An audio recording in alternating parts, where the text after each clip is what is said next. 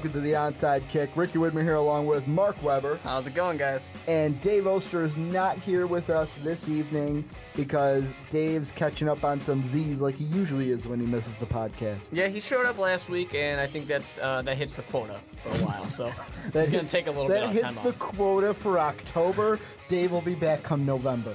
We hope. But we don't know which week in November because he can only show up 1 week. One show a month is what he does. That's his quota. Well, you know, he's getting it done. That's for sure. He's the pinch hitter. If we need a guy in the bottom of the ninth, he's the guy we call.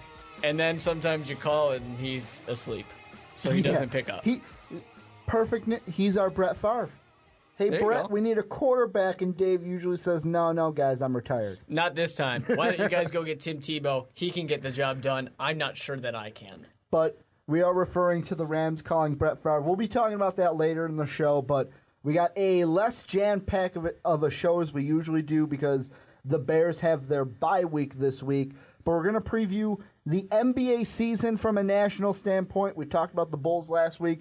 Going to give the national standpoint before the season starts this Tuesday with the 3 games of Chicago, Miami, LA, and Orlando, Indiana. Then we're going to talk about a little bit of Bearsy news just over the bye week before we dive into the rest of the NFL with picks and stories alike from the National Football League. But Mark, the NBA season is almost upon us.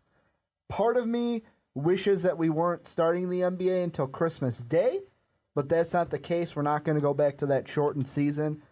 And I think this whole little segment needs to be started with the Miami Heat. Can they repeat? Will they repeat again? Without a doubt, that's the big question this year that everyone's asking, everyone's been asking, and that's going to be the theme of the season. We're one shot away from us talking about the Spurs to start this season. Without a doubt, and arguably, the Spurs should have gotten it done, but they couldn't. They just couldn't close the deal, and that's on them. But I don't want to say it's their fault that Miami won because Miami won. Ray Allen's fault because he made the three-pointer to send that one game into overtime. Yeah, fuck you, Ray Allen. Winning that. Ray Allen only going to Miami to win a championship, right? Like he's right, Paul Pierce? never's done that before and would never do it again. But no, I mean, that's the big question. And right now, I mean, you got to say it with the last year's champions always happens. Right now, yeah, it's them. It's on them right now. And they got some competition, but they're right in the conversation.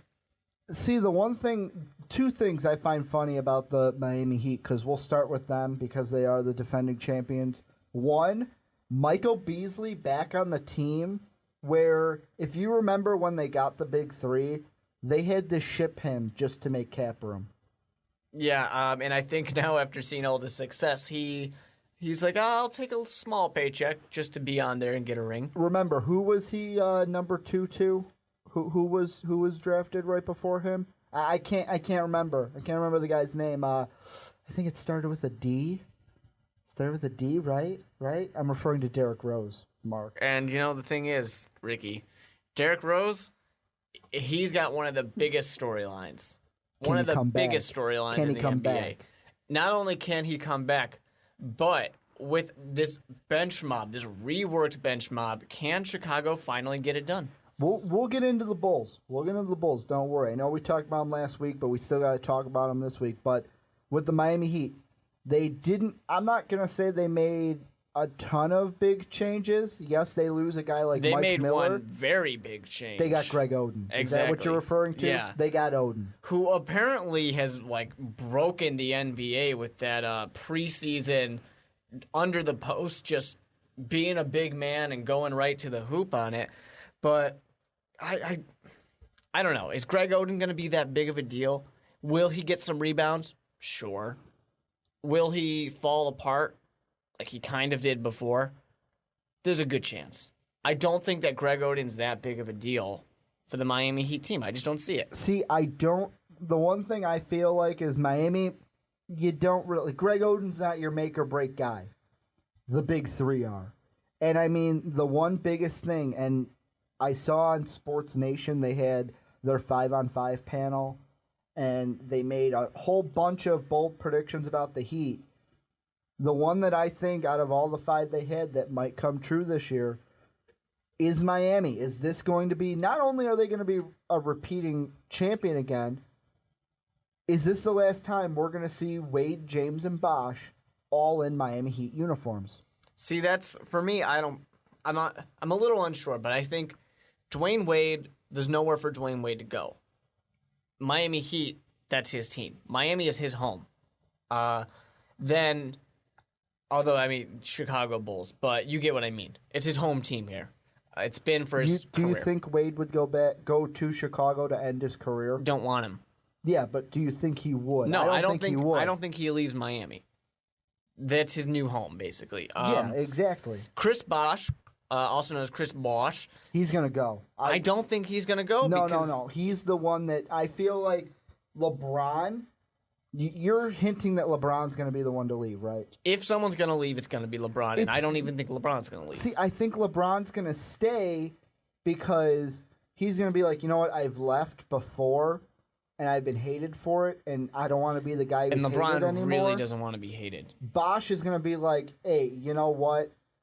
I'm not going to play second fiddle to you guys, and I'm going to go somewhere else. Chris Bosh is never going to be on another team as good as the Miami Heat. He will never have as much success as he has right now. And I think he probably realizes that. As being the unloved stepchild of the Miami Heat, essentially, I'm pretty sure he's aware that wherever else he goes, it's not going to be the same.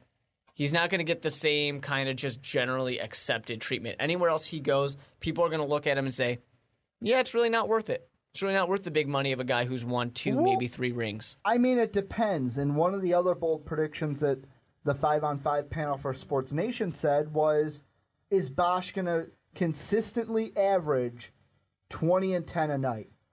And if he does that, then there's room to say, okay, maybe he can do it somewhere else. But if he doesn't, you need James and Wade. I'm sorry. You need James, I should say. He's James. Playing with the best player in the NBA. Right now. Yeah, right now. He's playing with the best player right now. That's LeBron James. You got to say that because the best of all time is Michael Jordan. Yeah. I'm just making that case for everyone out there. Well, we're just stating a fact. Because you say best NBA player, people might be saying, well, wait, what do you mean? You're saying best right now in the game. But, I mean, Chris Bosh has the biggest advantage of playing with LeBron James. Yeah. That's going to just automatically boost up your numbers. The only other player that would be just as good as playing with James is Kobe. Yeah, exactly. Kobe. But the difference is Kobe's not going to pass you the ball. Kobe's not going to involve you at all. No. You're just, you're helping Kobe. You're going to get your rebounds. That's what you're going to do. And if he was on the Lakers, he would get those rebounds and then give them to Kobe immediately. Well, I mean, last thing that I'll probably ask about the Heat before we move on, because not to be biased, but I know me and you don't really like talking about the Miami Heat. Yeah, the less we have to talk about them, the better. But the last thing I will ask, 55 games, over under 55 wins for the Heat this season. Well, last year they're at 66-16. I think they have by far an easy chance of being over 55. You think so? Yeah, I mean, I don't think we're going to see a 23-game streak that gets broken by the Bulls again, but I think we're going to see they're going to win a lot of games. I'm going to take the even. I'm going to go 55 wins for the Miami Heat. I'm probably going to be proven wrong, but I'm saying 55 wins because I hate the Miami Heat.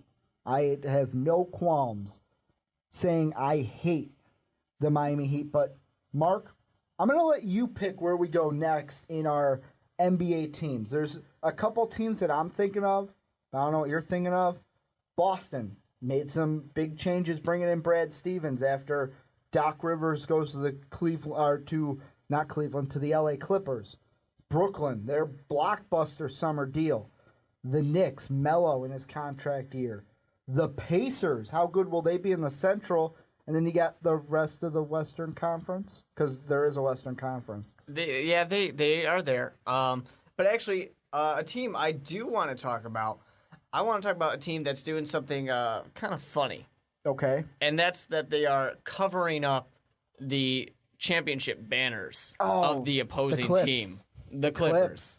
They're gonna cover up those Los Angeles Lakers During home banners. games for the Clippers, they are going to cover up the Laker championship banners. I just think that's hilarious to me. But I mean, the Lakers are a team where right now the one thing on their mind, and this kind of goes back a little bit to last season, but we are LA's team. What, the Clippers? Yeah, that's the one thing on their mind right now. I don't even think they're trying to win a championship. They're just trying to win Los Angeles. See, I just feel like the Clippers right now, I don't know what to expect from them because, I mean, CP3, yeah, he comes back, signs a new deal. You still have Blake Griffin. But what can Doc Rivers do with this team? Can Doc Rivers do what he did when he first started in Boston? I really don't see why not. I mean, Doc Rivers is a guy who gets it done. He commands respect, and he knows what he's doing. He knows the guys to go for. He knows how to get them. He knows how to get them playing correctly. And the thing about the Clippers is they're kind of a team they're there, but they're never really at the next step. That's the big problem for them. I mean, you got Blake Griffin. Blake Griffin's an amazing player. He is just absolutely amazing. A little one-sided with the, alley-oops nonstop. Mm-hmm. But he's an incredible player. You can do so much with this team right now. It's just not being done yet. And you want to know something funny that I just looked up? Rivers is really the reason why the Clippers are covering up not just the Laker banners, but the retired jerseys during Clipper games. You want to know why? He doesn't like the Lakers. Because last season, when the Clippers beat the Celtics 106-77 at the Staples Center, Celtics trainer Eddie Lacarte, who is entering his 26th season with Boston, pointed at the banners toward the end of the game, and it stuck with Rivers.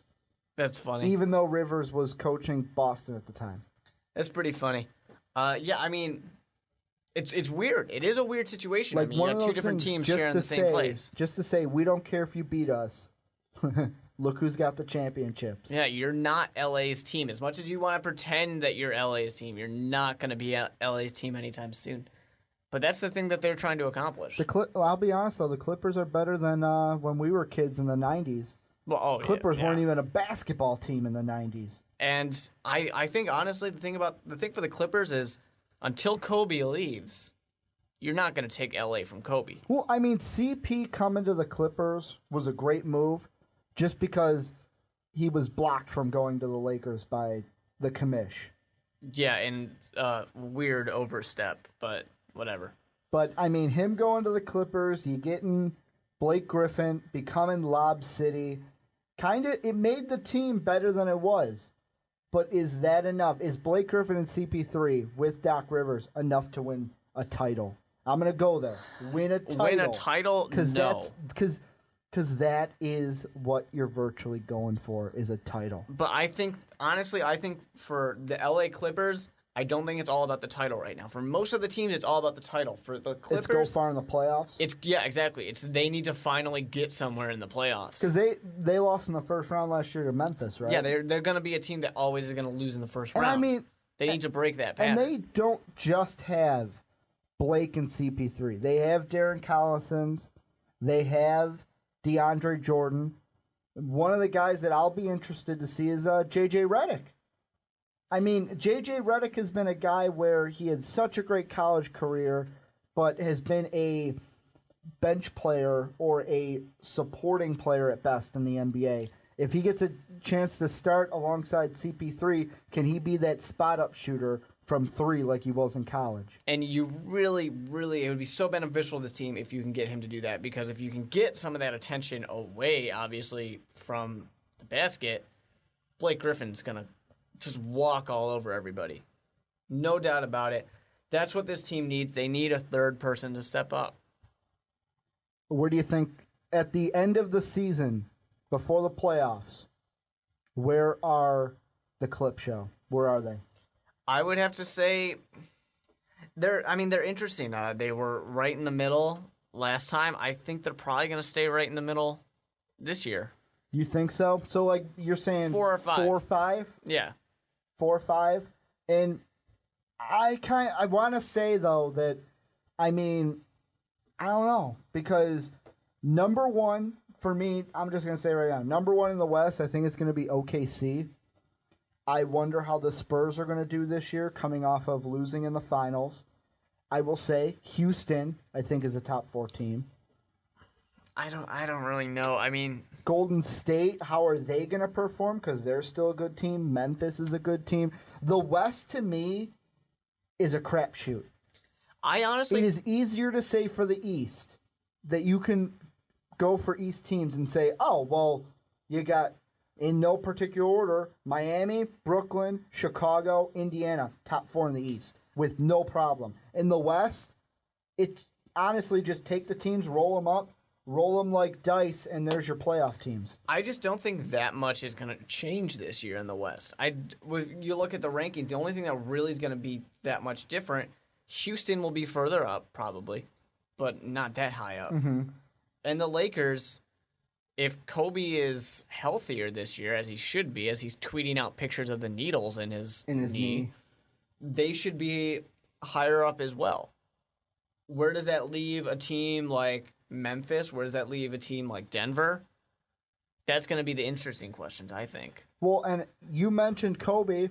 Let's go across the way to the other LA team. They don't have Dwight anymore. Which is good. They needed him off the team. They still have Paul Gasol.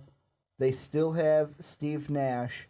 We don't know how much time officially Kobe is going to miss. They don't have Meta World Peace anymore. Where does this team go? How good or how bad can they be in 2013, 2014? Oh, wait, I forgot. Coach Dan Antonio is still at the helm. It's all about Kobe. Feed Kobe the ball. Let Kobe be Kobe. And then you can go somewhere. Yeah, but when's Kobe is he going to be back? At the start? Time? No, he's not going to be back at the start. He still has, apparently right now on ESPN, he's out. The Achilles still is without a timeable return. So, I mean, it all comes down to how long is Kobe out? I don't think he's going to be out for that long, though. How long do you think he's out for with this Achilles? It's a tough question. I would say first week. Because I'm going to just say this, the Lakers, their first 3 games, tough opponents. You're technically at home, but no matter who the home team is, it's still LA. You play the Clippers. Day 1 of the season. Then you have that next day, traveling to Golden State, another good team. And then on that Friday, you come back home to play, the defending Western Conference champion, San Antonio Spurs. It's a long season, though, and if we remember anything from last year, Kobe willed this team into the playoffs, and then, after getting hurt, the rest of the guys kept it up. They kept it up. So they can go down a few games, maybe 5-6 games at the beginning of the season without Kobe, and they can still get it done. I don't know. I'm very skeptic of the Lakers, and it's mainly because I don't think Coach Dan Antonio is a good coach. I do not think, A, he's a good coach, and B, him and Kobe don't get... For me, if the Lakers want to be successful, let Kobe be a player coach. I don't think it'd be that bad of an idea. It's not really going to be anything that different from the typical Kobe wants the ball all the time anyways situation. See, and I don't know. Lakers, for me, if they make the playoffs 7-8, that's as high as they'll go, 7 or 8. I'll take him at maybe up in the 6. You think they can not get much the 6? Higher, but I don't see why not. Kobe can get it done. Well, I don't know if you have anything. Do you have anything else you want to talk about with the Lakers? No, this team is just dependent on what Kobe's going to do, how far Kobe's going to take them. And yet again, in one of the final years, the last hurrah for Kobe. Kobe needs to be back within the first month of the season for the Lakers to do well, I think. And I think that he will. I think he definitely will. I think, maybe 10 games. You think so? 10 games and he's back? I don't see why not. Well, since we're in the Pacific Division, I've mentioned them before. They play the Lakers game 2 of the season, Golden State. They are, honestly, I see them and I go, whoa. They shocked me last year. They have Stephon Curry, who is pretty much, I'm going to say, an amazing player. David Lee is good. They add Jermaine O'Neal. They add Andre Iguodala. And oh, wait, they have Seth Curry, too? They got Curry's little bro? They got both Currys in the building? Yeah, it's an interesting dynamic having the brothers. It really is. But, I mean, Golden State, yeah, they were a surprise team. We know Dave was in love with them. Oh, yeah. But I think Dave, when Dave was in love with Golden State, it reminded me of how his love for the Oakland Raiders with Terrell Pryor. You know what I mean? Yeah. And for you listening, if you're familiar with the show, you know what I mean. Dave attached himself to Terrell Pryor, and that's what I feel here. He likes Stephon Curry. Yeah, pretty much. But I mean, they're another team. Like I said, nothing's changing in the West. Nothing's going to be that different. Some of the seeding might be changed a little bit, but I mean, Golden State's still going to be a good team. They're still top 4? Are they a top 4 team? Maybe. They might be right around there. I just don't. Like I said, nothing's going to change too much. Golden State's kind of a middle team in my eyes. I just kind of see them right in the middle. They don't get very far in the playoffs. They're going to go second round. They're going to go second round to the playoffs. And get knocked out, sure. Maybe. Depends on who they play. Depends on who they can go up against, because this is a team that, especially in the playoffs, they're just going to scrap away. They're going to be a scrappy bunch. Yeah, I can definitely see it. I'm kind of excited to watch them, though. I think that the surprise of them last year... It's weird to see a good team in Golden State. Yeah, exactly. Because the Warriors were never good when, like I said, when we were kids. And it's kind of cool to be like, all right, you guys were good last year. You surprised us. Are you going to be able to do it again? Well, you said there's no changes in the West, so, I mean, you can tell which team I'm going to go with, right? Which team I'm going to jump to. Are you staying in the West? I'm staying in the West. You said there's no changes. I'm going to go with a team that made probably one of the biggest changes to their roster. You want to talk about Houston? The Houston Rockets adding Dwight Howard. Now they've got Harden, they've got Howard, they've got the double point guard, or you can play them at the 1 and the 2, Chandler Parsons and Jeremy Lin. Who cares about Jeremy Lin? You have Omer Ashik, who is going to back up Dwight Howard. Ashik is nothing. Ashik is nothing, and he's upset. He's not happy about this team. Ashik can destroy the Turkish delight. Yeah. No. I don't know why you're so in love with Ashik. He was upset, but after Coach Kevin McHale came in, talked him down, said, you know what, this is a good move for us. We're going to win a championship. You're not going to win a championship. As soon as they start to struggle at just some point in the season, Ashik's going to get upset again. And Ashik's going to start talking about how he wants to be traded. And they're going to say no again. And then all of a sudden, locker room cancer. It's going to affect the locker room. It's going to hurt the locker room. It's going to kill some morale. I think if there's anybody in this team that would be a locker room cancer, it's Dwight Howard. It's going to be Dwight Howard. But see, the only difference is Dwight's used to being the main guy, right? Guys like Jeremy Lin and James Harden are used to not being the main guy. So I don't think we're going to get the same kind of butting of heads as we got from Howard and Kobe, because Howard's had to deal with Westbrook and Durant being the guy, and Lin had to deal with Melo being the guy. I don't know. I just don't see... After everything that happened with Dwight Howard, after everything that happened with him over in Orlando, I do not believe that he will... I just can't see him ever being a mature, reasonable, level-headed person. You don't think he's gonna see? I think, and you say mature. That's gonna be his downfall, is if he can be a mature player. But his head coach, when he played, was a power forward center. He's been working with Coach McHale. He's also working with the guy called Hakeem Olajuwon on his game. One of the best centers, if not the best center of all time. I mean, it's mental. You can throw Kareem out there. I guess Kareem would be better. You can do than anything Hakeem. you want on the basketball court, but a majority of this game is going to be mental. And if it starts falling apart, this team starts to fall apart. I think he can do with Houston exactly what he did with Orlando. This team has the potential, and I say the potential because they could get there, but will they get there? They can go to the finals. No, they can't. Yes, they can. No, they cannot. They can go to the It's finals. not going to happen. If this team clicks and starts running on all cylinders, NBA Finals could be in their future. You really think that Jeremy Lin is going to be a legit point guard I'm after not we looking saw at him Lin. fall apart? I'm not looking at Lin. Yeah, but you need a point guard. I'm looking at Lin. Lin's not going to be the Derrick Rose of this team. He's not going to hack and slash. He's not going to be the guy he was in New York. He's going to be a facilitator, and you got James Harden and Dwight. You got one of the big. All you got to do with Dwight is feed him the basketball, and he's going to go to town.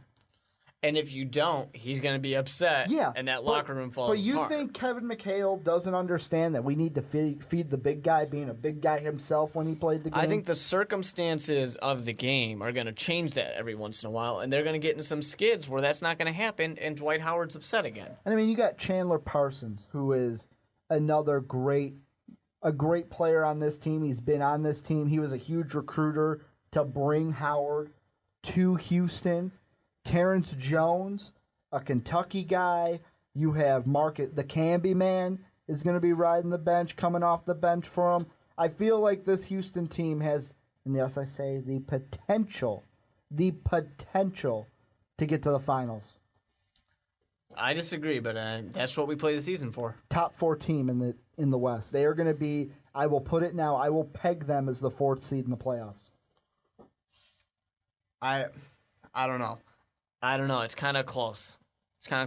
My top 4 in the West when this regular season's all said and done from 1 to 4, OKC, San Antonio, LA Clippers, Houston Rockets. I don't disagree too much, but You just don't like that I have the Rockets in the top 4. they shouldn't be in the top 4, no. Where do you think they're going to finish? Are they going to make the playoffs? They'll make the playoffs. Okay. I mean, every team that's made the playoffs is probably going to make the playoffs again this year. Okay. I just think that Houston, I just don't see them climbing up that far.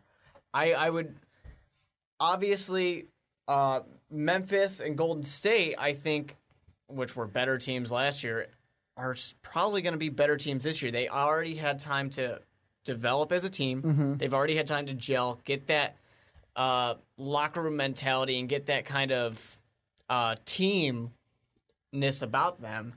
I think that only gets better when you have a team that has to get used to new players who have a lot of issues to work around and kind of just they're on their tiptoes, tiptoeing around the glass of Dwight Howard's fragile ego.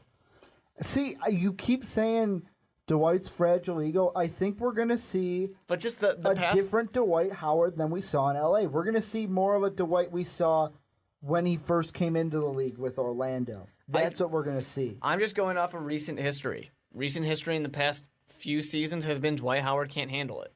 Well, you know what? Dwight Howard couldn't handle it because he was under a spotlight in L.A. L.A., one of the top 3 markets in Even his last the season, country though, behind Chicago and New York. He's in Houston. his The last microscope season won't be under over him, with or the over Magic, him as much. he fell apart with the Magic too. Yeah, because as long as Dwight doesn't put the microscope over him, It's he'll gonna be fine. over him, without a doubt. It's It'll gonna be over fine. him. As long as he doesn't do anything. You're Don't pairing. put that you're over putting him. the media darling of Jeremy Lin and then the media we hate this guy of Dwight Howard on the same team. There's gonna be a microscope, Yeah, but you also got James Harden. and people like James Harden a lot. I think it's Fear the beard. there's a lot of attention being drawn to this team. The last time there was a lot of attention drawn to a team, Dwight Howard fell apart. Well, we've got a ton of teams to talk about in such a little time. 2 of the teams from the West I wanted to kind of get in there before we go over to our East. The Spurs and the Thunder. And I feel like the 2 questions you have to ask with this is with the Spurs. They reload with their vets, Duncan, Ginobili, Parker. They add, I'm going to say add because he used to be a Bull, they add Marco Bellinelli.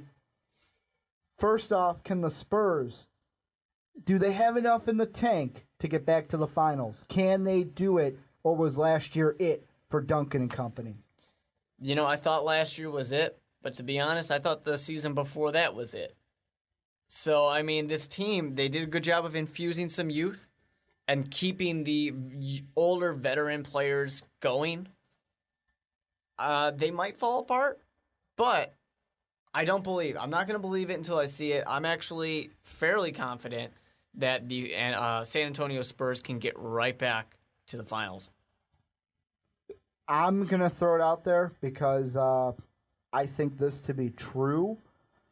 I would really I said to you earlier today before we were recording the podcast, I want to pick a Bulls Rockets finals because, I mean, to me, that's like the two franchises of my 90s coming together, playing for who's the best squad in my heart, but it's the Bulls, obviously. But I feel like the Western Conference Finals this year will be Spurs, Thunder, unless the Warriors can knock one of those teams off. Interesting. Yeah, the Warriors are definitely the wild card in this situation, without a doubt. But I definitely agree with you with the OKC and the Spurs. My question is, with the Thunder, though, the Spurs is, can they do it again? My question with the Thunder is, Russell Westbrook is going to miss a big chunk of, could miss a good chunk of the beginning of the season. How will that hurt the Thunder if he can't get back in time? And then he's got to play, and then he's got to get back into the game. We know from Derrick Rose that a knee injury is something that you shouldn't worry about, or not shouldn't worry about, but you should worry about is what I'm saying. But Derrick Rose telling Westbrook when the teams played this exhibition preseason, don't rush back, bro. Don't rush back. And that's a smart move. It really is. You can have a longer season if you just kind of hold back a little bit, and it might be some pressure to get you back in there, but don't buy in. I would say there was more pressure to get Derrick Rose back in there because he's number one. Derrick is Chicago. Yeah, he's got number Kevin one. Durant to worry about. It's not just his number. Yeah, he is number one. But like you said, Kevin Durant can lead this team while you nurse that knee and scoring get back to 100%. champion Kevin Durant can get it done. Kevin Durant, who went number 2, should have went probably number 1 to Portland, but luckily went number 2 to the Seattle Supersonics. Yeah, remember when they were a team? That was a good time. But, I mean, I honestly think there's a great chance that we see a rematch of one of the Miami Heat final victories. It's either going to be against the Spurs or it's either going to be against the Thunder. So you're already saying Miami's in the finals? I think they've got a great chance to get in there again. You know what was an interesting finals prediction that I heard on Waddy and Sylvie today? I think it was Sylvie that said Bulls Thunder. Yeah, I don't know. I don't. It's unfortunate to say, and I know people listening to the podcast, they know my opinion on the Bulls. 2-3 years ago, I would have said Bulls Thunder in a heartbeat. Now, no. I just don't think that we have the right compliments to Derrick Rose. Yeah, when you say you're talking about the Chicago Bulls. Yeah, we are a Chicago podcast, for anyone who might be new to the podcast. But yeah, I just don't think that the Bulls have the right compliments to Derrick Rose to get to a finals and to win a final. And I've said this before, I'm going to say it on the podcast, on the record. This will kind of segue us back into the Eastern Conference, but with the Bulls, with Derrick Rose, the way I see this season playing out for both Rose and the Bulls, will the Bulls be a top 4 team in the East? Yes. They will be number 4, I think, in the East. They will not win the Central. I think Indiana is going to win the Central this year, but Derrick Rose is going to win MVP. An AP-like season for Derrick Rose. Yeah, so far, it's been said. I mean, I think the quote was that Derrick Rose is fearless right now. Like, he has no limits. He's completely fearless. And I was nervous about it, but at least seeing some preseason, I'm in. I'm sold. It was the game, and I remember this. I was at the high school that I worked for their marching band this season, and after that game, I went to check in the little highlights. It was last Friday, the 18th. Yeah, the 18th when we played Indiana, and I saw 31 minutes, 32 points, and I was like, Derek's back. Go to the fifth. If you're making 9 out of 15 field goals a night and going, there was that stretch between Indiana, Milwaukee, and OKC in this preseason from the foul line, 10 of 13, 10 of 11, 10 of 10. If you're going to the free throw line, going for double digits, that's good.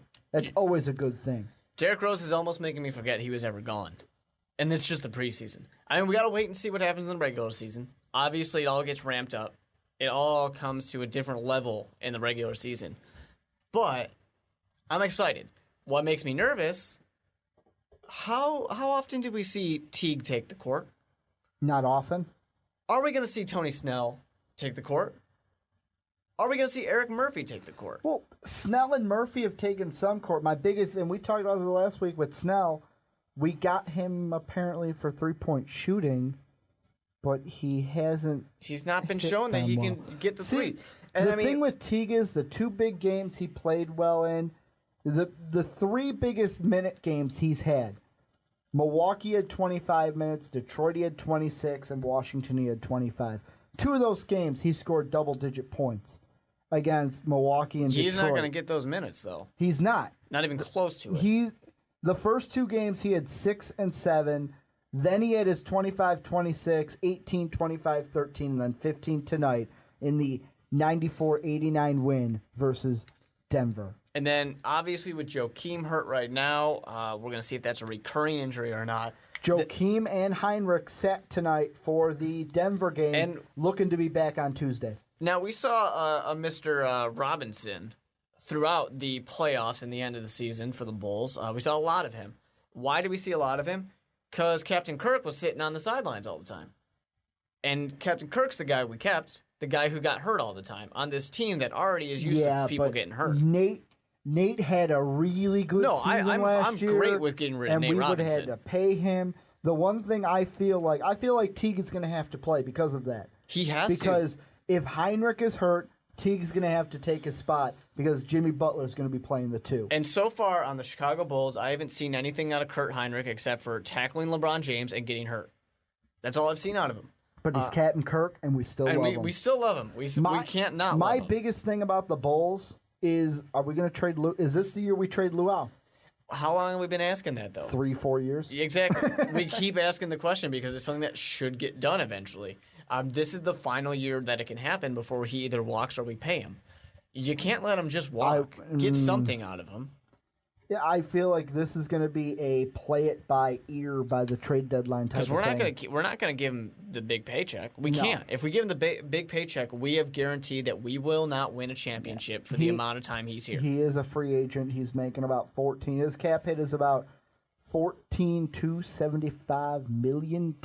It's just going to be too much. Unless we get rid of Boozer or get rid of Joakim, giving Luol Deng the big paycheck, it cements this team in the way that we are, where we are not ready to take the next step to the NBA Finals. So how far, before we go back to other teams in the East, how far, with Derrick Rose, how far do the Bulls go this season? Do they get to the Eastern Conference Finals? Do they get to the NBA Finals? Well, with Derrick Rose, without a doubt, the team can be a 2 seed. I'll go ahead and put them up at the 2 seed. They could even... Yeah. Really? I'm going in on it because, I mean, think about when the Bulls had Derrick Rose. They're number 1. They're always number 1. I feel like we might not win the Central this year because of what we have around Rose, even though he'll have an MVP. He is going to be the 2013-2014 MVP. Pencil it in right now. Ricky said so. Now, talking about how far they can go, I think they can get to the conference finals. I don't think they will. I think they're going to get knocked out in the second round. Well, I feel like, and this is the thing about the East, there are many, many question marks. The Knicks.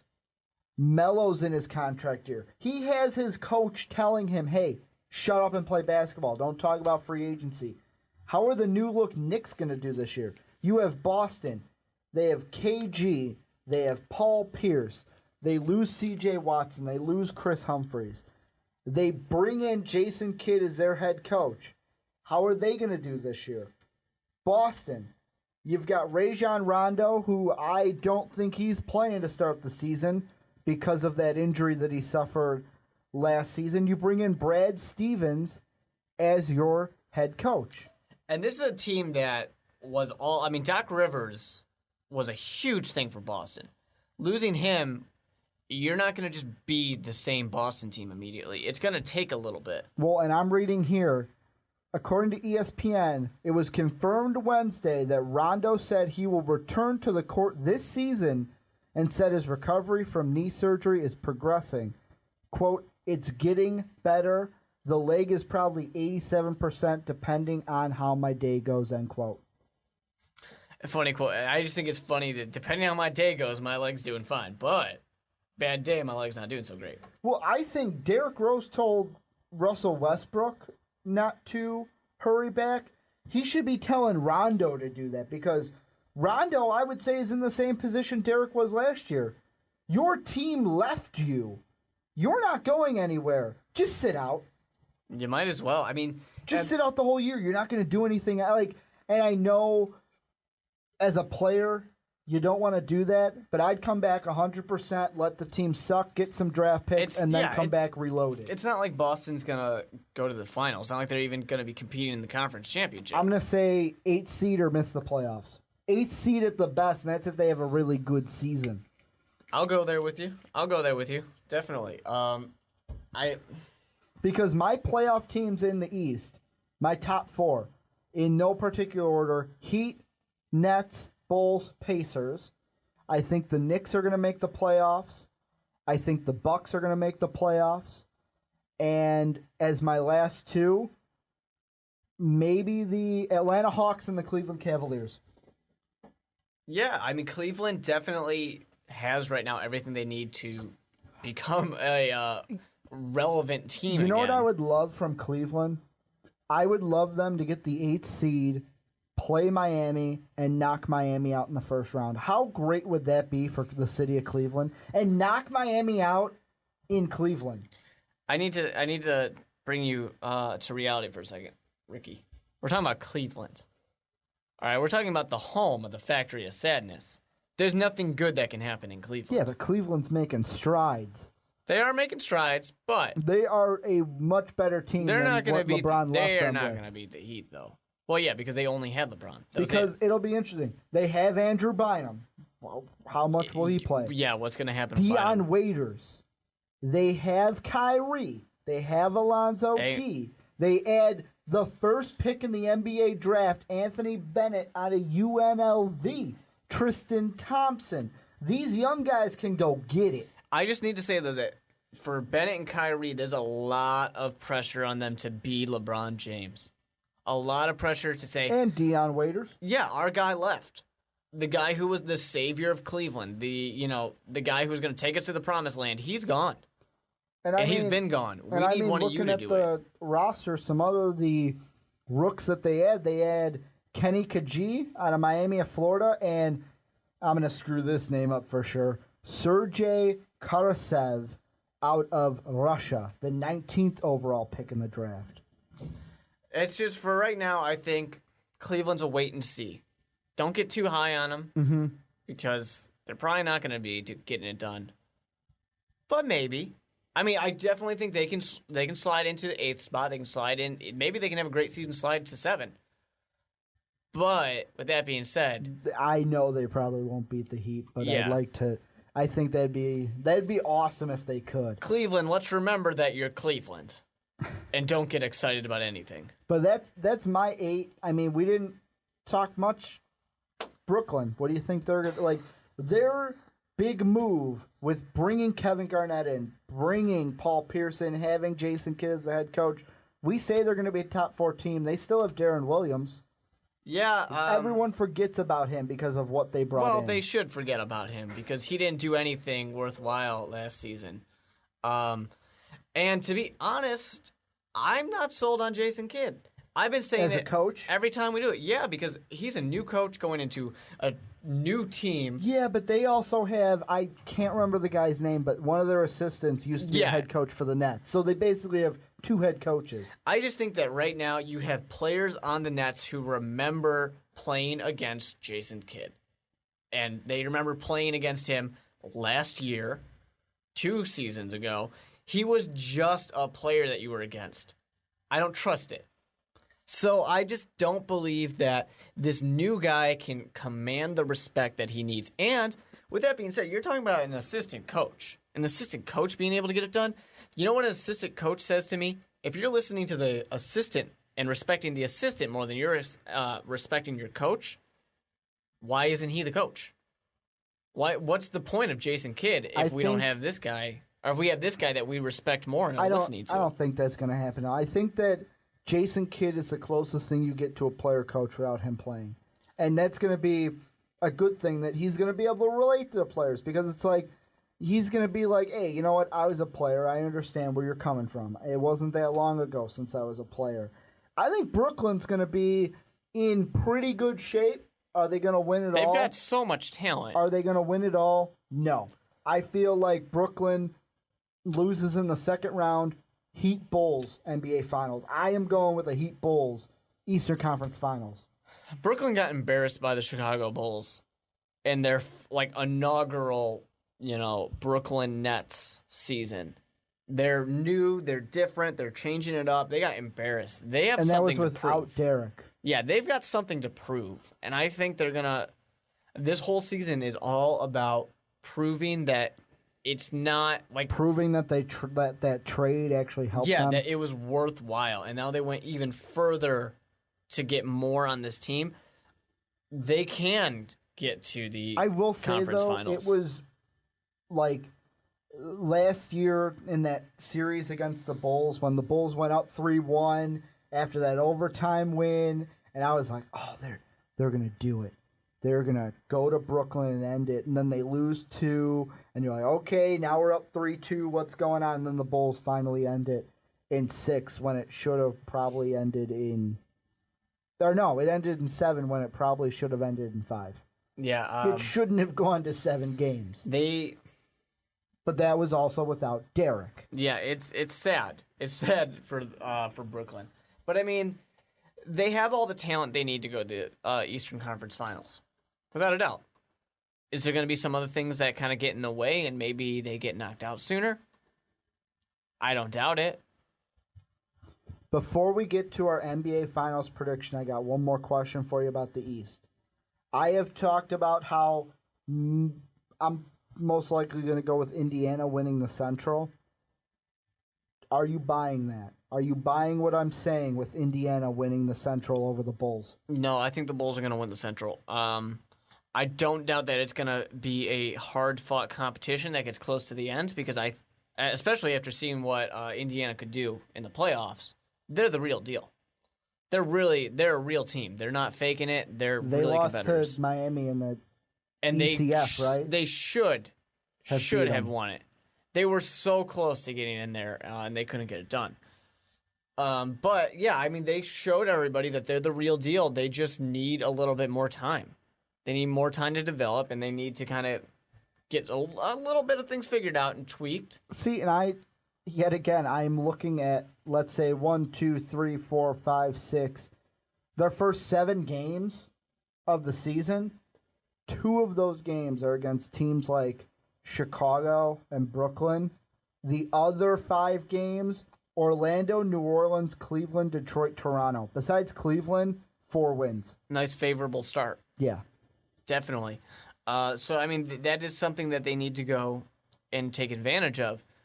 But we'll see what happens as the season progresses. And you were talking about that Miami Heat series last year. It was Miami wins 1, we win 1. Miami wins 1, we win 1. Miami wins 1, we win 1. They just couldn't win 2 in a row, and that's what they needed. That's all they needed to win that second one in a row. Couldn't get it done, and they finally lost.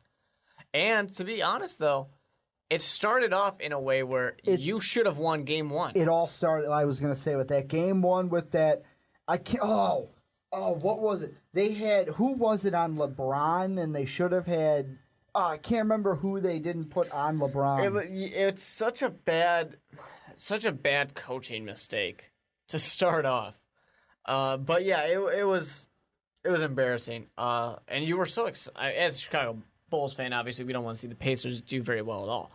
But against the Heat, I'll take that. It was so heartbreaking. Right here in the game, I think it might have been Hibbert, because in the game recap, with Hibbert on the bench, Indiana had one plan for James on the last play. And it didn't work. It didn't work at all. Why wasn't Hibbert in the game? That was the question of that game. If you win that game, you win the series. If all things being equal, yeah, you would have won the series. So, I mean, I buy Indiana. I do. I buy that they can go to the Eastern Conference Finals again. Miami's going to be there. It's going to be who's playing Miami. And I honestly think it'll either be Brooklyn or Indiana. Okay, so here it comes. To wrap up our NBA preview, I'm going to give 3 things to predict. No, 2. One has 2 teams in it. NBA Finals, MVP. Go. All right, MVP. MVP, I'm gonna pick the guy who always gets it done. That's LeBron James. He's always there. He's gonna win his 5th in a row, right? 5th. I don't see why not. I really don't. I mean, seriously, when a guy wins 4 in a row, why not a 5th? But Derrick Rose is right there. He's right there in the competition. For the NBA Finals, Miami Heat. Seriously, Miami Heat. They've been in there 3 times in a row now. What's stopping them this 4th time? It's gonna be them, and then it comes down to. Once again, I feel like there's almost a cop-out saying it, but it's going to come down to OKC and the Spurs, the 2 teams that are always there from the West. So for that, I think I'm going to buy the Spurs as a more complete team. So I say rematch. So you're going to say rematch of last year? Yep. My MVP, I'm going to differ from you. I said it earlier in the podcast. Number 1, Derrick Rose. He's going to be the MVP. I'm going to say it just like him. Why can't I be the MVP of this league? Why? Why can't I be the MVP? He's going to win it, guys. He's going to win it. He's done it before. There's no way he can't win it. I mean, unless LeBron goes toe-to-toe with him and just outperforms him. I think those matchups between LeBron James and Derrick Rose are going to be interesting. They're going to say a lot for the MVP. But I'm going to go with a surprising finals. You ready for this? I don't think I'm going to be happy. You want me to start with my Western or Eastern Conference? Start with the East. Bulls. I was going to say, let's save the surprise. Bulls beat the Heat in the Eastern Conference Finals 7 games. You want to hear my Western team? I do. Even though I think this whole thing is I don't believe any of this. It's a joke, Ricky. Golden State Warriors. It's a joke. It's a joke. All of it's a joke. Golden State will beat the Spurs in the 2nd round, beat the Thunder in the Western Conference Finals, then lose to the Bulls in 6. Because the Bulls in the new 2-2-1-1-1 format. Because remember, Chicago teams, we don't play Game 7. We don't play Game 7. We get the job done in 6. Yep. That's how we do. We don't need 7 That's games. how we do. But yeah, I'm gonna go Bulls, Warriors, a shocker. I'd be shocked. I would be for both. For the Bulls or. And I've had this talk with you that the one finals that I would love to see the Bulls play, especially for Derek, to win the first one would be over the Lakers. Kind of like hey, I'm in Chicago. I did what Jordan did. I beat that kind of like how Jordan beat Magic, Derek beat Kobe kind of a thing. But I don't think it's going to happen this year because I don't think the Lakers are going to go that far. They might not even make the playoffs. They'll make the playoffs. The storyline I'd like to see, if we're going dream storylines here, I want to see the Lakers, and I want to see them play the Heat. And then I want to see Kobe say, you know what, LeBron? I'm the better player. 1-on-1, I'm better. And I want Kobe to beat LeBron. If the Lakers make the playoffs, you know what I want to be? You know what I want the... You know what I would love to see for a first... This is a first-round matchup in the West. Clippers-Lakers. And for when the Clippers have home court, to cover up those banners and jerseys and just piss Kobe off. And he goes off. Kobe, yeah, he'll score 40, 50 points on you if you do that. Piss Kobe off? You piss off him by covering his banners? No, you're done. You are done. I would love to see that. But yeah, you're going Miami Spurs. I'm going Bulls, Warriors. Going rematch, and you're going in some weird fantasy world. As always, I mean, tell us what you guys think down below. We love talking to you guys about everything that sports we bring to you. But Now to kind of end the podcast really quick, not really quick. We're going to go into some football. This could take a while. But we're going to first talk a little bit Chicago Bears, the bye week. We really don't have a game to preview. The last game was a 45-41 loss to the Washington Redskins. And the two biggest things to take away from it, Briggs is out for 6 weeks, Cutler's out for 4. And here's something I want to say about that game. We should have used Forte while Cutler was still in the game. While he was in the game? While he was in the game, we should have used Matt Forte. If we didn't forget about the fact that he was on this team, Jay Cutler would still be playing. He would not be hurt right now. Because we didn't touch him. We didn't use him when Jay Cutler was in the game. Jay Cutler gets hurt because they know exactly what we're doing. They're passing. So then, what happens? McCown comes in. We use Forte. We're still in the game with a backup quarterback who has an amazing quarterback rating. McCown did great. He did great because touchdown. Matt Forte was actually being effective and he was being used. If we used him while Jay Cutler was in the game, we're not questioning the season right This is exactly, I'm going to say this about the Jay Cutler injury. This is not what Jay wants. Not just because it's an injury.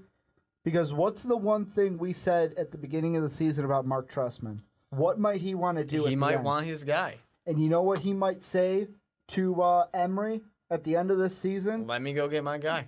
Because if the Bears play well during these... I mean, Cutler says he's going to be back in 2 weeks. But like Trestman said in the press conference, it's a minimum of 4 weeks. Trestman's not letting him back. Yeah, we're looking at 5 or 6 weeks. But... what's going to happen is if McCown at least plays well, Bears win a few of these games with McCown, Trestman's going to go, he's going to be like, McCown's not even my guy and I can win with him. Let me get my guy and we'll go to the Super Bowl. Fortunately for Chicago Bears fans, we don't have to worry about that because we're not going to win a single game without Jay Cutler. Unless we get to go play St. Louis. Defense, because of how dinged up the defense is horrible this year because everyone's hurt. It's not. Yeah, that's why. I mean, you got Lance Briggs out, Tillman's the entire on defensive line is Melton's gone on the IR. It's replacement gets injured. We are one play away from Charles Tillman getting out of there. DJ Williams is gone. Charles Tillman has to miss plays after plays in these games because he keeps getting little minor bruises. I dropped the Bears in fantasy. As you should. They're bad. Done. The defense is bad. They're bad this year. I mean, even at full strength, the defense wasn't as good. They were still getting it done, but we were living and dying by the turnover. And you can't win like that. You can't play like that. And I mean, looking ahead, just the Jay Cutler injury and kind of the Lance Briggs too. You said 5 to 6 weeks with the Jay injury. That's what I would put it at. This is number one.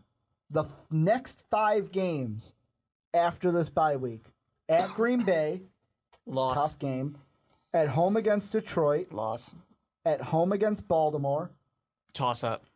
On the road at St. Louis. That should be a win. And on the road against Minnesota, that should be a win. That should be a win, too, because if we learned anything on Monday, it's that Minnesota's a bad team. Shut up. They're a bad team. Just shut up, Mark.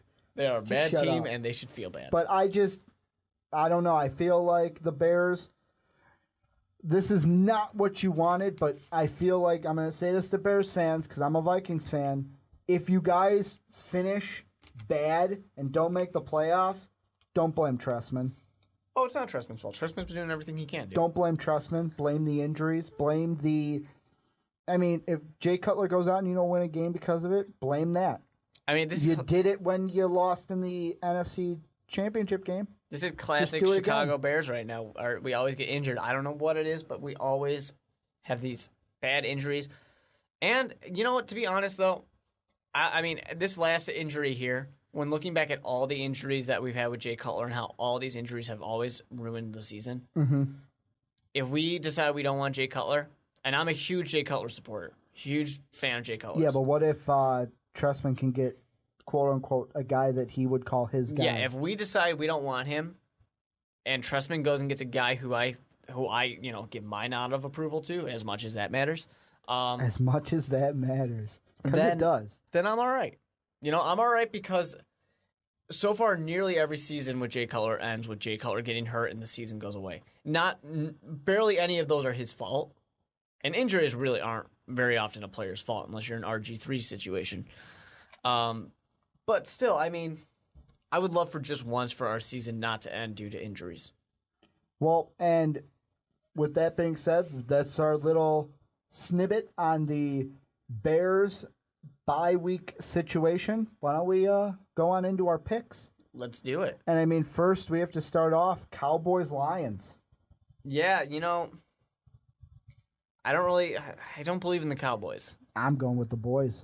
I have to go, unfortunately, with the Detroit Lions on this one. The reason why I'm going with the boys is because this Lions secondary, They're pretty bad. unless they're playing my Minnesota Vikings, they're Swiss cheese. But Look at what Cutler was able to do with Jeffrey. I know they lost the game, but look at what he was able to do. And Romo's got some pretty phenomenal receivers. The biggest question, though, this week that everyone's been asking because of Dez Bryant opening his mouth, is Dez Bryant better than Calvin Johnson?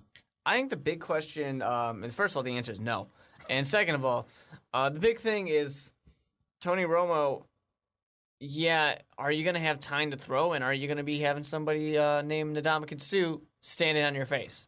They're going to be just fine. We'll have to wait and see. They're going to be just fine. They're going to have the only thing that I think hurts the Cowboys in this game is that I don't think DeMarco Murray's playing. I don't think he's going for this one. I think it's going to be Randall again. Actually, DeMarco Murray is questionable with his knee injury. But what does questionable mean? But it says is expected to play, so DeMarco might go. He might be just fairly limited. I hope so, because I have Randall in one of my fantasy leagues, and he's starting. Because both of my running backs in that league, Trent Richardson and Aaron Foster, are on buys. It's a rough one. It's a really rough one, but I'm going with the boys. I think they can get it done at Ford Field. No, going with the Lions. Next matchup, this is kind of a shocker that this team's record is as good as it is. The Chiefs are 7-0 and could go 8-0 at home against the Browns. We do need to remember, of course, the Chiefs have not played a single good team. None of the teams they played are worth anything. 7-0 is 7-0, baby. It is, but also you have to think about, let's say you go to the playoffs. Your draft pick's not so good anymore. And if you're the Chiefs, I want good draft picks and not to have a challenging season next year. Don't matter. Andy Reid going to bring you to the playoffs every year he coaching. And not win Super Bowls? Andy Reid going to bring you... For KC right now, getting to the playoffs is just peachy. Yeah. And I think they're going 8-0 this week against the Browns. Oh, yeah. The factory of Browns sadness. Browns are not going to win anything. Factory of sadness ain't getting nothing done. I mean, you bring in Alex Smith, you have Andy Reid, Jamal Charles is going off, and Broncos lose a game. They look like they're one up on everybody, but they haven't yet to play the Broncos yet. That's right. And the Chiefs have two very tough games coming up fairly soon against those Broncos. Yeah, they have, I think, I got to look at the schedule. After this, I feel like they play one game after this, then they have their bye, then they're at Mile High for a matchup with Denver on November 17th. That's going to be the game to watch to see if that team is for real. So we're both picking the Chiefs. Next matchup up on the block for us, AFC matchup, 3-3 Dolphins versus the 5-2 Patriots. At home, got to go with the Patriots. Got to take Tom Brady there. Not Peyton Manning like Vontae Davis said. Even though the Patriots lost to the Jets last week? Yeah, but to be honest, though, those teams always play tough.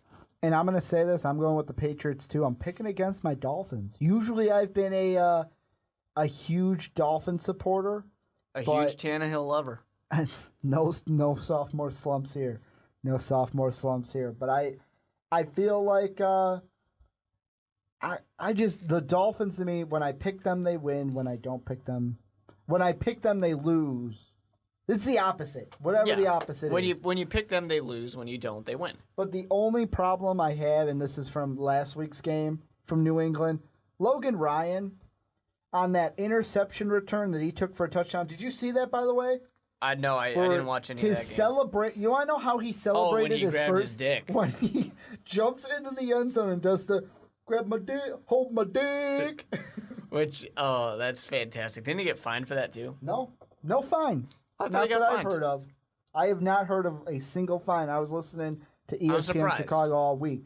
But your first touchdown in the NFL, hold my dick. From my standpoint, I kind of giggled because I was like, but then I'm like, really, that's kind of immature, bro.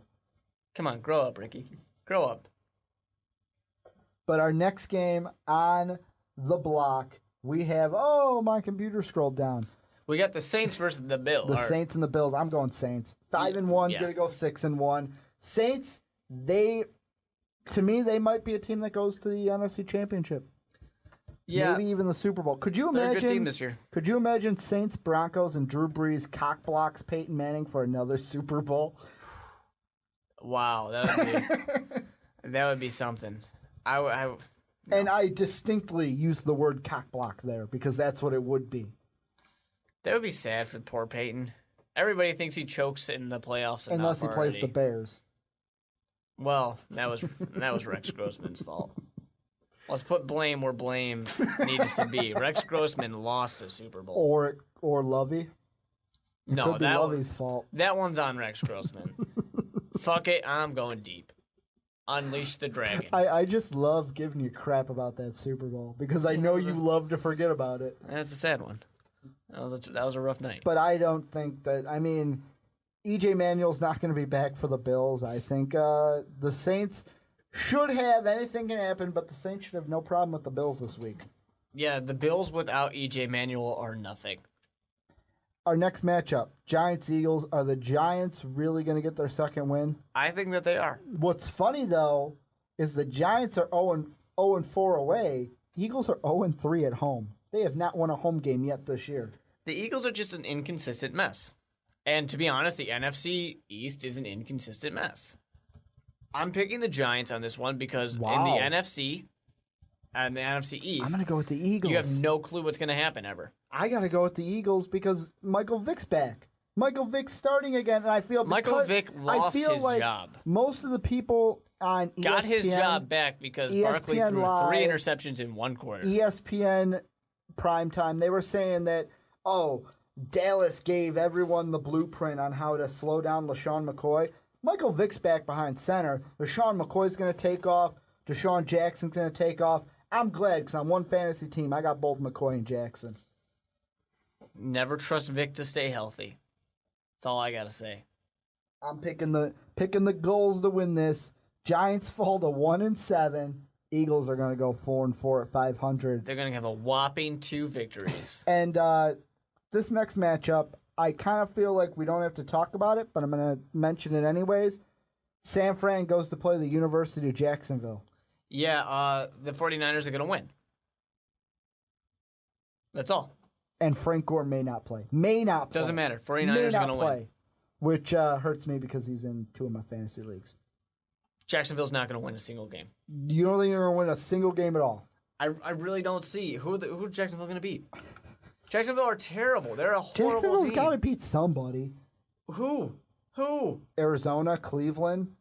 No, Carson Palmer can get past them. Cleveland, we'll see what happens. That's a toss-up. That's the real sadness. They always play the Colts tough, except for earlier this year when they lost 37-3. Yeah, they really play the Colts tough. They have one game they can win, maybe 2. Browns. Yeah, it's Browns and Cardinals. Yeah, those are the only 2 games they can win. Because EJ Manuel should be back by the time they play Buffalo. And I'm looking at their games. They haven't had a close game, except for that St. Louis game. Yeah, no, they're a horrible team. I mean, Denver, 35-19 was close for what those odds were. Yeah, they're horrible. But, so we're both saying Niners going to win this one? Niners going to win? Yeah, I think that's fairly a nice consensus. And then that's going to end the early games, starting the afternoon games, Jets-Bengals. This is an interesting one. The Bengals look like they're, turning things around. They have been for a little while, but the Jets are impressing everybody. I'm picking the Bengals at home. I think they haven't lost at home yet. I don't really see why they should start losing at home now to the Jets, even though the Jets are an impressive team so far. I'm agreeing with you. I feel like these Jets, something's going to happen sooner or later. And the Bengals, Andy Dalton is starting to feel it. Took him long enough. AJ Green, you cashed in last week, even though you lost in our league. You cashed in from AJ Green. Well, yeah, I mean, having one guy show up to play isn't quite enough. I mean, Marvin Jones, he's a guy that fantasy owners, if you need a wide receiver or flex spot, is he going to get his double-digit points like he has been the past 2 weeks? I think it was 71 and 54 have been his yards, a touchdown each game. Putting up double digits. Is that going to continue? We'll have to see. I mean, the Jets have a good defense. Next game on our slate, Steelers-Raiders. Both 2-4 teams. Yeah, this game, I mean, I don't know what to expect out of this game, to be completely honest. Complete crap? Yeah, pretty much. I mean, how many of these type of games have we seen? You want to hear my winner? Sure. Dave's going to love me. Got to tap into my inner Chris Berman. The Raiders are going to win this game. The only reason why I'm going to pick the Steelers, to be honest, is they're going off of a win. They're going off of a win. They want to keep that momentum going. Yeah, but didn't they lose after winning a game last time? Probably, because they've only won 2 games. So, yeah, probably. No, they have back-to-back wins. They're turning it around. Back-to-back wins over Here come New the York. Steelers. Everybody watch out in the AFC But North. the funny thing is, in these wins, they can only score 19 points. So I'm going to say they lose. That's all you need. Oh, Terrell Pryor. Terrell Pryor. Go Pryor. And so you're going to say Steelers? I'm saying taking Raiders? the Steelers. So we're disagreeing there. What about the Redskins or maybe the Bravehearts versus the Broncos? Or maybe the Potatoes. We can't rule out all the possibilities. Yeah, Broncos. Broncos go 7-1 after that heartbreaking loss to what the AFC Championship game is going to be, because we saw that preview last Some people would like to say that. Other people would like to disagree with that. Really does. I mean, the Redskins got a win last week against the Bears, but Horrible, how much of that was reality and how much of that was just the Bears limping to the finish line? Yeah, it was pretty much the Bears going, oh, we still have a quarter left to play? You sure? Can we sit this one out for a little while? No? All right. Send in the backups. Send in the back, except for Matt Forte. Oh, we already have the backups in? Send in the third stringers. Except for Matt Forte, right? Leave him in. Don't let him go anywhere. And then our last game before the Sunday night game we'll get to, Falcons 2-4, Cardinals 3-4. Come on, Falcons. Finally winning some games. Finally getting something going. They're dinged up. They're dinged up. So, could you imagine how bad you would? I feel bad for Tony Gonzalez. Comes back for one last hurrah. For one last hurrah. Roddy White's hurt. Roddy White is going out there playing like the Falcons are like, we just need you to go out there to just be as a decoy for Julio Jones. Julio Jones is going bonkers. He gets injured. They're doing all they can with Harry Douglas, and all Gonzalez can do is box a guy out and make a one-handed grab. That's all he can do. He can't outrun anybody. Not to mention the guy you're extremely excited about. Oh, and wait, their running back that they got from the Rams has been Everybody's injured. thrilled about Steven him. Jackson. Thrilled about him, and then nope, he's not playing. I'm hoping that the guy I picked up in fantasy, if for all my league lovers out there, who got your quiz? I got your quiz. I don't think that the Cardinals are really going to be too much competition for Atlanta, though. I got the Cards. I'm taking the Falcons. Patrick Peterson going to have 2 picks in this game. Honey Badger's going to have 1. Matt Ryan throws 3 picks in this game. That's a bold pick for Matt Ryan. But Ryan. also, I'm going up against Matt Ryan in fantasy, so that's why I'm making these outrageous bold predictions. Very hopeful. So are you going Falcons or Cardinals? Yeah, I'm taking Falcons. You're taking the Falcons. I'm going with the good old Cards. And then Sunday Night Football. Do the this Vikings, one needs a discussion. Do the Vikings even play games anymore? Are the Vikings a team? This actually brings me to a meme that I saw. One of my friends posted, and it said it was 4 little screenshots, and it was Josh Freeman photoshopped on Michael Jackson's body, the one where he's laying on his side. It's like Josh Freeman is starting Sunday night for the Vikings. And then it had one that's like, oh, good win, coach. Yeah, and they're dunking McCarthy with the Gatorade bottle. And the last one said, so, guys, Chicago's up next week. Yeah. Basically saying Freeman's playing, we already got a win. But Freeman's not playing because the stupid idiot. Can we talk about this for a second? How stupid do you have to be to say, I feel like I have a concussion, but I'm going to keep playing. You know, here's the thing, though, about Freeman. Because I'm completing so many passes. I think that, honestly, he was afraid that if he comes out due to injury, he will never get to start again. He will not start again.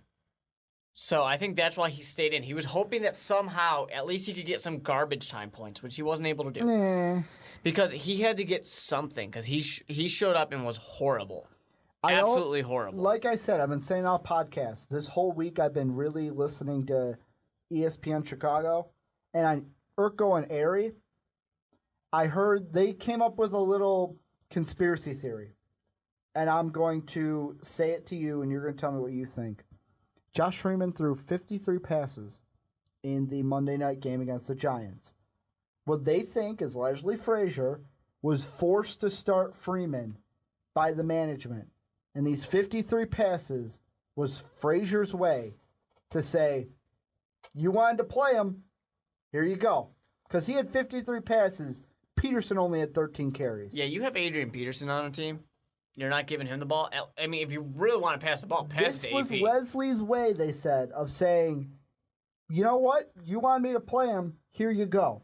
This is what you wanted. The only reason why I don't buy that is because you got a kid who's going in there completely inexperienced, doesn't know the playbook, doesn't know anything. No familiarity with the team, no chemistry at all. He was going to fail. But with that being said, I started him in fantasy football. I started him over Tom Brady. Tom Brady only got like 8 points, but I figured Freeman had to get like negative 50, right? I know. I figured that with Adrian Peterson on this team and a new quarterback, Adrian Peterson's going to carry it all day. You'll be in the red zone, and maybe he can chuck 1 or 2 in there. That's what I figured. Nope, 53 passes. Yeah, he got 190 yards, but 53 passes and a concussion. 20 completions. And his best receiver, Greg Jennings, at 41 yards. Yeah, that's horrible. Jennings was targeted 10 times and only caught 4 passes. Well, because the majority of them were nowhere near him. True. But I feel like this game against the Packers, I'm not going to want to watch it as a Vikings fan. I didn't watch the Monday game because I knew it was going to be bad. The Vikings season has been over for a little while now. It's done. It's impressive that they even got a win. The listeners can't see me, but I'm nodding my head in disappointment. They played the Steelers, but it's honestly impressive that the Vikings got a win so far. I'm picking the Packers for Sunday night. And they had the best running back in the league. And Packers are going to win, and it's not going to be pretty. Yeah, Packers, without a doubt. It's going to be, I'm going to say, they are going to beat the Vikings worse than the Broncos beat the Jaguars, and that's fucking bad. Yeah, without a doubt. It's going to be an embarrassment. Well, then, on a lighter note, our last game is going to be Monday. 6-1 Seahawks, 3-4 Rams. Percy Harvin, he's day-to-day. He could start. So fantasy owners, you're pretty much in a tough position. If you feel like he's going to play and keep him in, and then he doesn't, you're pretty much SOL. Well, I think a big storyline here is who's playing quarterback for the Rams? Who's going to start? They haven't named a starter, have they? Yeah, you don't know right now. They called Brett Favre, but Brett Favre said, Brett Favre said, "Oh no, thank you. I'm good." And I'm sure they've called Tim Tebow a few times, and I'm sure that Tim Tebow's going to save this team and redeem them. On the radio today, they were talking. I can't remember which show it was, but they were talking how they're like, "Oh well, I don't know why you'd want Brett Favre. You got Austin Davis. You know who Austin Davis is, right?" No clue. He was a quarterback 2 years ago at Southern Mississippi. Broke all of Brett Favre's records at Southern Miss. So that's that. That's interesting. Maybe he can do something, but I really doubt it. But you got Davis, Brady Quinn, Kellen Clemens. Those are your options unless they sign Tim Tebow as quarterback. Which they should immediately. You know what? They should sign him on Saturday. Just let him play on Sunday. Or on Monday. Sign him on Sunday. Let him play on Monday. Why the hell not? There's no season left for the Rams without Sam Bradford. You know what this actually reminded me of? And looking for quarterbacks, I thought back to the Bears. You know, it's an interesting headline I saw this week. What's that? It was on Fansided. It said, basically, should the Bears trade for Kirk Cousins? Would this be a prime position to trade for Kirk Cousins? No. What are you going to give them? What are you going to give the Washington Redskins? We don't have anything to give. I mean, that's the thing about the Bears. We have nothing to give anybody. We can't make any trades. So you don't think the Bears are going to make anything? I mean, what are you going to trade them? A first-round pick? Maybe. Maybe you trade draft picks for Kirk Cousins. Not worth it. I'd keep the draft picks and let's keep Jay Cutler, or keep the draft pick and let's get a quarterback. Kirk Cousins, yeah, Kirk Cousins is impressive. But I just don't. I would rather keep Jay Cutler. That's just something that reminded me of talking about looking for a quarterback. I think, though, the Rams are probably going to go with Clemens. I think he's the front runner. I don't see Tim Tebow being signed by them in the future, but I do see the Seahawks getting a huge win in St. Louis. I'm mostly saying this to make you mad. You know who should trade for Kirk Cousins? The Vikings. The Vikings. They should trade Adrian Peterson for Kirk Cousins. Okay, Jamal Hill. But yeah, I'm taking the Seahawks on this one. For you guys who don't get that rant, or that little inside joke of me calling him Jamal Hill, go to the Numbers Never Lie YouTube. Don't, though, because it's an awful show. And watch the little video they have about should the Vikings trade Adrian Peterson. It'll make you want to pull your hair out. I think the Vikings should trade Adrian Peterson. Why the hell not? It's not like you're going to win anything anytime soon. Oh, sorry. I didn't know you were married to Jamal Hill. You might as well just get rid of him and say, you know what, we're done. We're done as a football team. Just take him. Didn't know my co-host for the podcast was married to Jamal Hill. They just say, we give up as a team. We're done. We're just a joke. But, Mark, last thing. Actually, two things before we end the podcast that I want to throw your way. Cool. First, it's a sport we don't usually like talking about, but it's in its last kind of series, so I guess we should throw it a bone. World Series tied 1-1. Game 3 on Saturday. Who wins? Who is, after going 1-1, who's going to win the series? Bo Sox or Cards? I'm still riding the Cardinals. Partially to make you angry, partially because I believe the Cardinals. I got to go Red Sox just because I fucking hate the Cardinals. And this has been a messy series. Hate the Cardinals. Messy series. Errors everywhere. I will say, though, Waka Waka Waka is a good pitcher. Waka Waka Waka. I'm sticking with the Cardinals on this one. Sorry, Ricky. I can't. And your boy, former Shy Sox. Yeah. Jake Peavy getting the call on Saturday for the Bo Sox. I mean, that's kind of cool, except for you're not a White Sox anymore, so I don't give a fuck. Peavy did say, too, that he hopes bench coach of the Padres, Rick Renteria, gets the Cubs job. I think he forgot what team he used to play on. I think he was just talking Chicago in general. And last but not least, back to a little football. BCS rankings came out, top 5 for the first BCS rankings. Bama, Florida State, Oregon, Ohio State, Missouri? Missouri is such a surprise. Such a surprise. And you want to know something funny about Missouri? Before last week, they lost their starting quarterback for the year. Doesn't matter. He got injured in that game against Georgia. They come out against 22 Florida and just wipe the floor with them. If they beat South Carolina this week, there's no reason why they can't go complete winning season and go undefeated. I'll buy it, and it'll surprise the hell out of the world. But the one thing that does kind of tick me off a little bit, how Florida State's above Oregon. I feel like it should be Bama, Oregon, Florida State. That's how I would put them. I don't know. Florida's impressive. I think part of it, to be honest, no one cares about Mariota. No one does. No one cares about him. And you got this young kid in Florida State. Famous. They're calling him Famous Jameis. Yeah. Which is a dumb nickname, but Famous Jameis. Jameis Winston is his real name. You got this young kid going out there, showing everybody with a nice smile. Is he a true freshman or a red shirt? I'm going to look that up. I think he's a true, but I'm not quite sure. Which is even more impressive. If he's a true freshman? Yeah. But obviously you got the young kid. He's impressing everybody. And the thing is... True freshman. This is why I think that there's a little boost for Florida State. Mm-hmm. He's reminding everybody of Johnny Manziel. People fell in love with Johnny Football. There were so many comparisons to Johnny Manziel with him. Exactly. And people are falling in love with that comparison. They want to see it again.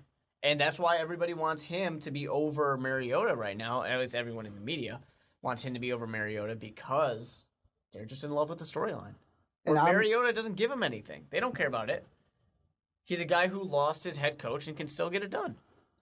And actually, it's weird. ESPN says he was not a redshirt, but he might be. I think he's a true freshman. But, I mean, the other teams that were in his recruiting field, Stanford, Alabama, LSU, Auburn, and he went ahead and picked Florida State.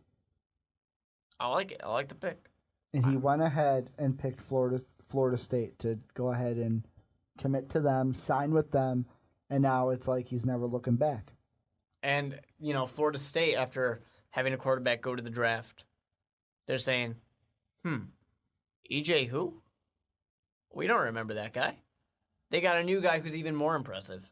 And EJ Manuel did some good things at Florida State. So, I don't know. I feel like Oregon is... I would like to see a Bama-Oregon national championship more than a Florida State-Alabama. That's just me, though. There's a lot of time. There is a lot of time. I mean, Florida State still has to play the one game. I was circling that Clemson game, but now I'm Clemson who? Clemson who, exactly. But now I'm circling that rivalry game on November 2nd. You got that number 7 Miami of Florida. They can knock out what I'm calling the champs of Florida right now. Then they could have a shot at making the top 5 in the BCS. But as always, before I do my little spiel, Mark, do you have anything that you want to say to the listeners out there before we wrap things up? Not really anything special. I mean, obviously, for our Chicago listeners, we are a Chicago podcast. It's a little sad about the Bears, but it's okay, guys. Don't jump ship. We will prevail. That's what I'm thinking with the Bears. That's what you got to think about as Bears fans. We will prevail. Exactly. It's going to be A-okay. Don't jump ship. Don't demand anybody get fired or anything like that. Just calm down. Don't be a Texans fan. Don't move over to the Dallas Cowboys now. But remember the fact that I've been saying it for a while. Schaub, not a good quarterback. Kubiak, not that great of a coach. And look at what happened. They're unraveling in Houston. But that's going to do it for the Onside Kick. As always, tell us what you think down below in the comment section about the sports that we bring to you each and every week. Don't forget to hit that subscribe button. Like us on Facebook, facebook.com/The Onside Kick. Follow us on Twitter @OnsideKickReal. And as always, have a good day, everybody.